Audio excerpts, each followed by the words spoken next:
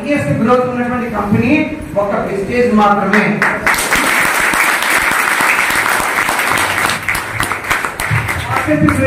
నాకు తెలిసి 2004లో స్థాపిస్తే 2004లో పెట్టిన పెట్టుబడికి ఈ రోజు 2025 వచ్చేటప్పటికి ఎన్ని కోట్లు టర్నోవర్ ఉందో మీకు తెలుసు.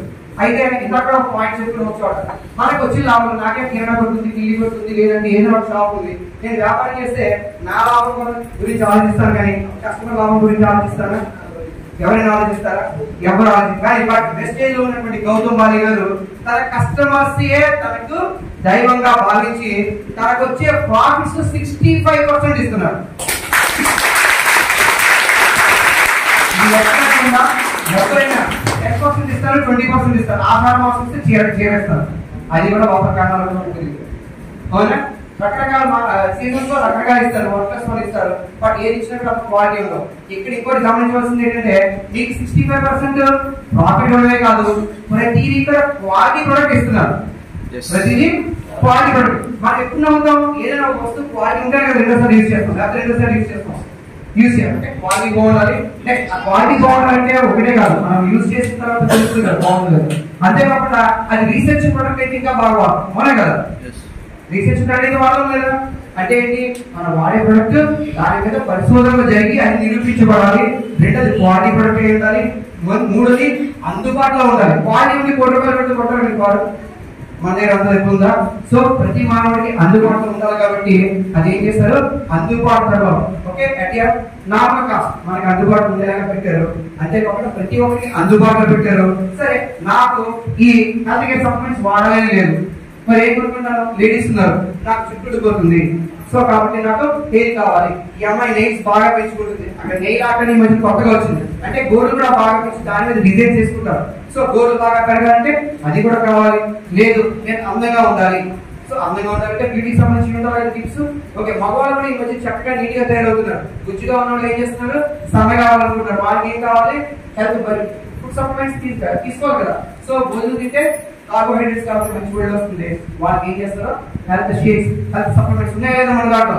సో అంటే ఒక వ్యక్తి ఇంట్లోనే ఉన్నటువంటి పరిస్థితులను బట్టి వాళ్ళ ఇంట్లో పెద్దవాళ్ళు ఉండొచ్చు, వాళ్ళకి కార్డియాక్ ప్రాబ్లమ్స్ ఉండొచ్చు, లేదా డయాబెటిక్ ప్రాబ్లం ఉండొచ్చు, ఏదైనా ఉండొచ్చు. అలాంటి ప్రాబ్లమ్స్ నుంచి కూడా బయటికి రావాలంటే మనకి తల్లి కూడా వస్తున్నాయి కదా. సో ఒక వ్యక్తి ఏ విధంగా ఏ రూపమైనా ఏ మందు వాడాలన్నా ఏ ప్రొడక్ట్ వాడాలన్నా అన్ని రకాల సప్లిమెంట్స్ అన్ని రకాల కేటగిరీలు ఒక వెస్టేజ్ లో మాత్రమే ఉన్నాయి.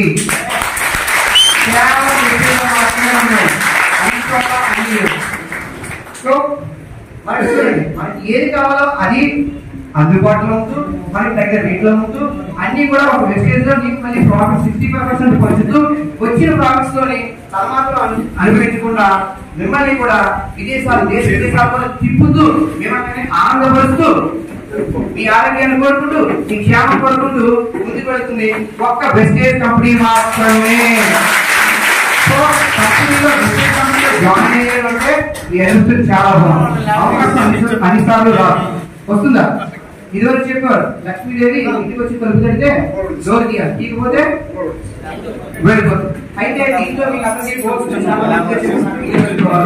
లేదా కార్ కొనుక్కోవాలి. సో ప్రతి ఒక్కరికి డ్రీమ్స్ ఉంటాయి కదా.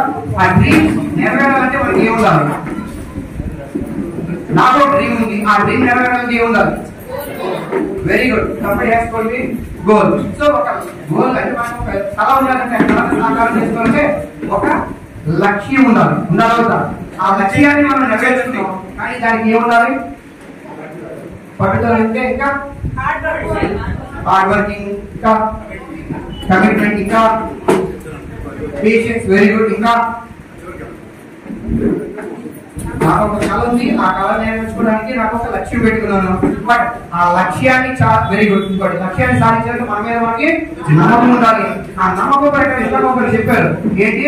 నేను ఉదయం లేచిన తర్వాత వెస్టేజ్ ఆలోచిస్తాను, మధ్యాహ్నం భోజనం చేసేటప్పుడు కూడా వెస్టేజ్ ఆలోచిస్తాను, నిద్రపోయేటప్పుడు కూడా వెస్టేజ్ ఆలోచిస్తాను. అంటే డ్రీమ్స్ ని అన్ని కూడా వెస్టేజ్ ఉంది. దీంతో పాటు ముఖ్యంగా మనకు కావాల్సిన ఒక ప్లానింగ్ ఉండాలి.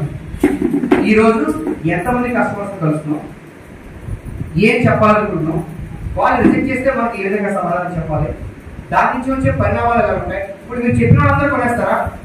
ఫర్ ఎగ్జాంపుల్ మీ ఆడవాళ్ళు చూడండి, బట్టల షాప్ వెళ్తారు, అక్షించి చీరని కొనేస్తారా? వాడికి పాపం నడుము పడిపోతుంది. చీర తీయించి తీయించి తీయించి తీయించి ఒకటో రెండో తీసుకుంటాం.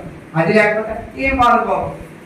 బాబా రంగు ఉందా, దాంట్లో ఈ డిజైన్ ఉందా, అమ్మ ఈ డిజైన్ ఈ రంగు ఉందా ఏంటి, ఒకదానికి ఒకటి అడుగుతుంటాం. కానీ తీసుకునేది చాలా. అలాగే నేను చెప్పినప్పుడు 10 మంది చెప్తే 10 మంది పంటాలని మాత్రం ఎప్పుడు ఎక్స్పెక్ట్ చేయాలి. అలా జరుగుతుందా? 100 మందికి చెప్తే 10 మంది మాత్రమే ఇంట్రెస్ట్ చూపిస్తారు. 30 మంది వరకు నేను చేస్తాను, ఓకే తప్పకుండా నాకు నచ్చింది అంటారు. తర్వాత ఫోన్ చేస్తే సార్ నేను బిజీగా ఉన్నాను, నేను బిజీగా ఉన్నాను, నాకు కొన్ని పనులు ఉన్నాయి, తర్వాత మనం ఆలోచిస్తాం, చేస్తానండి, కంగారు పెట్టకండి అని చెప్తుంటారు. ఇంకొక 25 మంది మాత్రం ఇంటికి పిలుస్తారు, ప్రొడక్ట్స్ గురించి చూస్తారు, అన్ని అడుగుతారు. అంటే వాళ్ళకి ఇంట్రెస్ట్ ఉంది. ఇంకొక 10 మంది మాత్రం ఏం చేస్తారో యాక్షన్ తీసుకుని వాళ్ళు వెంటనే మెంబర్షిప్ తీసుకుని మందులు వాడతారు. మనకి ఇందాక నేను వచ్చినప్పుడు ఎవరో ఒక లేడీ సపడి 8 స్టెప్స్ చెప్తున్నారు. నేను బయట ఉన్నప్పుడు విన్నాను. పుష్ప గారు చెప్పారు, ఏంటి 8 స్టెప్స్ ఏంటి, మెసేజ్ లో జాయిన్ అయిన తర్వాత ఏమవుతుంది?